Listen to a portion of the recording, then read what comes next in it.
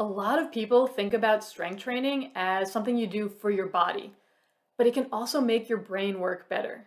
So, I want to share with you how strength training impacts your brain during and right after a workout and how it can improve the way your brain works in the long term.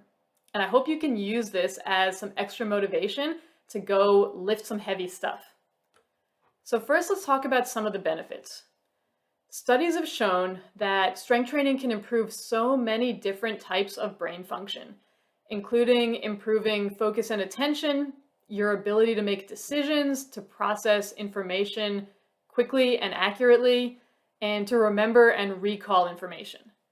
It also improves something called executive function, which includes organizing information in your mind, multitasking, planning, and self control. Now, these things improve in the short term, right after a workout, and also in the long term. I think it's pretty easy to see how training your brain to work better in these ways could help you be more successful in your work life and in your personal life. These are seriously important benefits. A lot of people do things like brain training games to get these benefits, but you can get them by lifting some weights, and you'll do that at the same time as you're improving so many other aspects of your health. So, how does strength training improve the way your brain works? Let's start with what happens during a workout. So, when you're lifting weights, a whole bunch of changes happen in your brain because your brain is what's actually controlling your movements. So, there's a part of your brain called your motor cortex that sends signals out through your nerves and to your muscles, telling them exactly how strongly they need to contract and coordinating them with other muscles. So it's a really complex and intricate process. So think about if you're doing a push-up. There are actually more than 24 muscles that are involved in that movement. And they all have to get these signals coming from your brain at the right time and in the right strength for each muscle to be able to work and to push you off the floor. Those muscles need fuel to be able to keep contracting. They need nutrients and they need oxygen. So your brain also has to send signals to your lungs to work harder to get more of that oxygen into your blood, and to your heart to pump that blood around your body and get it to your muscles. And at the same time, it's also receiving signals coming back from your body. So there are millions of little sensors throughout your body that are measuring how hard each muscle is contracting, how much force is moving through your joints, how much lactic acid and other waste products are starting to build up.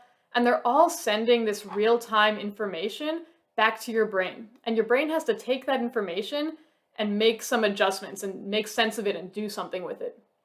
So maybe when it senses that one set of muscles is getting tired, it's going to send stronger signals to another nearby muscle so it can come in and help out. Or maybe if it senses that too much force is starting to go through your wrist on your push-ups, then it's going to encourage you to adjust that wrist angle to make it safer and more comfortable. And then there's all the other stuff you have to pay attention to during a workout. So along with the millions of signals zipping back and forth in your body, you also need to pay attention to what's going on outside of your body. So you need to make sure you have enough space to do your exercises so you don't bump into someone or smash your arm against a piece of equipment. You have to decide what weights to use. You have to count reps. You have to decide how long to rest. You have to navigate around the gym and find the equipment you need. And then you have music playing in your ears, and you're looking around to see what other people are doing. Now, I don't know, maybe this is just me, but if both of my kids are talking to me at the same time, I absolutely cannot do even one other thing. Right? And meanwhile, during a workout, your subconscious brain is directing dozens of muscles and organs while dozens of other ones are talking back to it. And it's also scanning the room and processing your workout playlist. Right? It's absolutely amazing, but it's also very challenging. So to achieve all this, your brain starts pulling in more blood so it can get more nutrients and oxygen, which it needs to work well, just like your muscles do.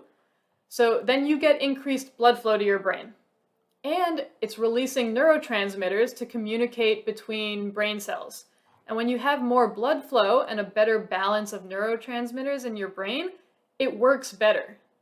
This explains why people do better on brain function tests right after a workout and why you'll probably think better after your lifting session. So just like you can train a muscle to get bigger and stronger by challenging it with heavy weights, you can train your brain to work better in the long term by challenging it during a workout. The amazing thing about our bodies is that when something in our bodies is challenged in an appropriate way, so I'm not talking about disease or doing something crazy, but a reasonable challenge to that system, it starts working better so it can meet that challenge better. Just like with your muscles, right? You lift a challenging weight and you get stronger so you can lift that weight more easily next time. It's the same with your brain. You do a workout and your brain gets stronger and more efficient so it can get you through that workout more easily the next time. And one of the most important things that are released in your brain during and after a workout is something called neurotrophic factors. So these are little proteins whose job it is to protect and grow cells. So there's a lot of different ones. Some of them work in your body. There's one in particular called brain-derived neurotrophic factor, BDNF, that helps protect and grow brain cells. So it's released when you exercise, and it's one reason why over time, consistent exercise helps your brain work better. Now, since your brain works better when you have more blood flow, bringing more oxygen and more nutrients and taking away waste products, you start to build more little blood vessels in your brain. You get more brain cells, and those brain cells build better connections so they can talk to each other more easily. That helps you think better.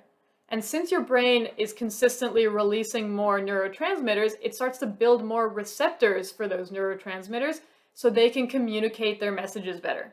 So over time, basically, the structure and function of your brain improves, and that explains why people who do consistent strength training tend to do better on brain function tests in the long term. So again, as I said earlier, imagine how this could make your life better, right? If you could pay better attention, if you could focus better, if you could make better decisions, if you could plan and organize information in your mind better. I mean, that opens up so many possibilities for you in basically every aspect of your life. So this is just another great reason to be strength training.